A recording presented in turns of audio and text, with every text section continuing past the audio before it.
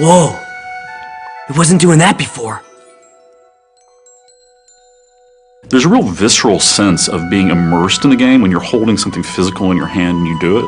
The controller itself really contributes to the feeling that you are a wizard. You have a magic wand in your hand, and Finn has a magic wand in his hand.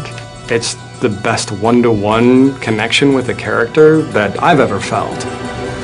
When we first took the controller and whirled it over our head and saw the apprentice conjure a tornado out of the ground, it's like, that is something different. That is not just another press the button and cast your spell. He just conjured a tornado. This is awesome.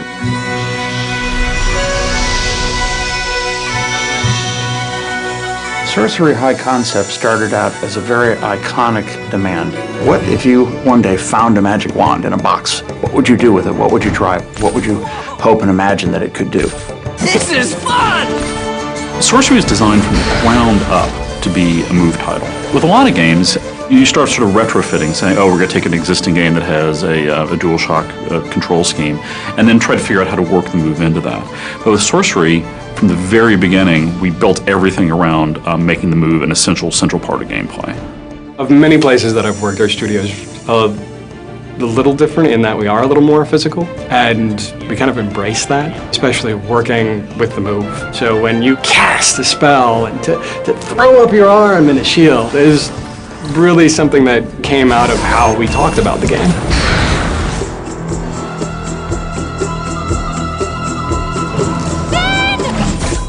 A lot of the motion control games that you see, sort of like it's detecting that you're doing something, but it's not precise. What really excites me when I play Sorcery is the degree of control you have. So if I'm using it to cast arcane bolts at somebody, it actually matters where I'm pointing the controller at the screen. But we could also let the player put English on it. So for example, if you cast like this or cast like that, that actually hooks the bolts around and arcs them in interesting ways. So it becomes a very technical, a very skill-based gameplay experience. Fighting is active. Drawing a firewall, throwing a bolt through it. Those movements are quick, fast. Spell switching is on the fly, and it's a movement, it's not a button press. As you get deeper into Sorcery, you learn more spells. You gain a command over the elements: ice, fire, wind, electricity. Then we found that combining them was cool. Cast your whirlwind through fire, the fire is sucked up off the ground and your whirlwind becomes a fire tornado. Cast your bolts into a fire-nado and fire bolts are multiplied and spread throughout the arena. Every spell in Sorcery can be combined with the other spells to produce a deep combo system that lets you just attack your enemies in a wide variety of ways to maximum advantage. A troll! That thing is huge! This way, come on!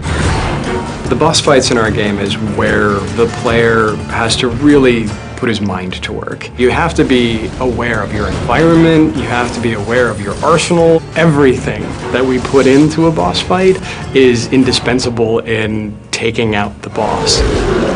Hey, you! Sorcerer! Finn, we don't have time for this. You don't have time for not this, smart cat. Potions are the way to power. Alchemy is the flip side of all the action gameplay. In Alchemy, you're using the motion controller, but it's not under the pressure of combat. You discover many unusual ingredients. So our alchemy system, which is the key to level progression, involves mixing these elements together. And we make sure that with our move, we do this in a very visceral sort of a way. We want to create a feeling of that you weren't just fighting things all the time, that you really were a wizard who had a wide variety of different magic at your disposal. With the move controller, we found that you have an enormous breadth of things you can do to accomplish simple tasks. And even though these things are often not hard or challenging, they connect you to the magic you're creating in a way that a button just never would have done. That's the heart of what makes the motion control experience potentially a permanent part of serious hardcore gaming, is people are realizing that this device lets me have a much richer interaction with the world than any traditional gaming device.